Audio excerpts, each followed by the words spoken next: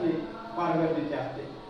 तर धारासूर या गावातील शेतकरी श्री राम कदम यांनी आपल्या जमिनीचे माती परीक्षण करून आपल्या जमिनीमध्ये सकारात्मक बदल घडून आणलेले आहेत. तर त्याबद्दल आपण त्यांचे थोडक्यात मनोगत जाणून घेऊयात. तर रामजी, आपण आपला परिचय द्याल सर्वप्रथम. नमस्कार शेतकरी मित्रांनो, माझे नाव राम कदम, राहणार धारासूर, तालुका गंगाखेड, जिल्हा परभणी. तर रामजी, आपण माती परीक्षण करण्यापूर्वी आपल्याला कोणकोणत्या अडचणी जाणवत होत्या? तर आपल्याला माती परीक्षण करण्यापूर्वी पिकाची व्यवस्थित वाढ होत नव्हती, पानात पिवळे पानं आढळून येत होता आणि उत्पन्नात पण बरीचशी घट झाली होती. आणि माती परीक्षण करण्याचा सल्ला आपल्याला कोणी मिळाला?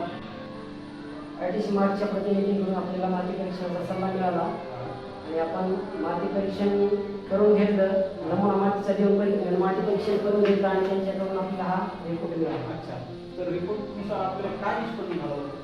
आपल्या रिपोर्टमधून आपल्याला एवढं समजलं की आपल्या मातीचा pH वाढलेला आहे. त्याच्यामुळे आपण जे काही रासायनिक खत वगैरे औषध फवारतो त्याचा योग्य पद्धतीने आपल्याला रिझल्ट मिळत नाही. तर त्यावर मग आपण काय उपाययोजना केली? आपण त्याच्यामधून आपल्याला एवढं असं मार्गदर्शन केलं त्यांनी की आपल्या जमिनीचा pH वाढवण्यासाठी आपल्याला जिप्सम वापरावं लागेल, सेंद्रिय खत, शेणखत वापरावं लागेल. आपण ते केलं आणि आपल्याला त्याचा रिझल्ट पण चांगला मिळाला. तर त्याचा आपल्याला फायदा काय झाला? त्याचा फायदा एवढा झाला आपल्याला की आपण जे एक्स्ट्रा खत वापरत होतो त्याचा खर्च आपला वाचला आणि आपल्या जमिनीला कोणते घटक आवश्यक आहेत आणि कोणते नाहीत हे समजल्यामुळे आपण एक्स्ट्रा खर्च आपला वाचलेला आहे. विनाकारण होणारा खर्च हा एक्स्ट्रा खर्च वाचला.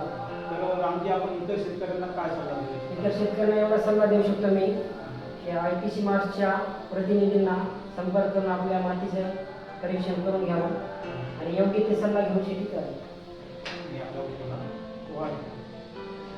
धन्यवाद.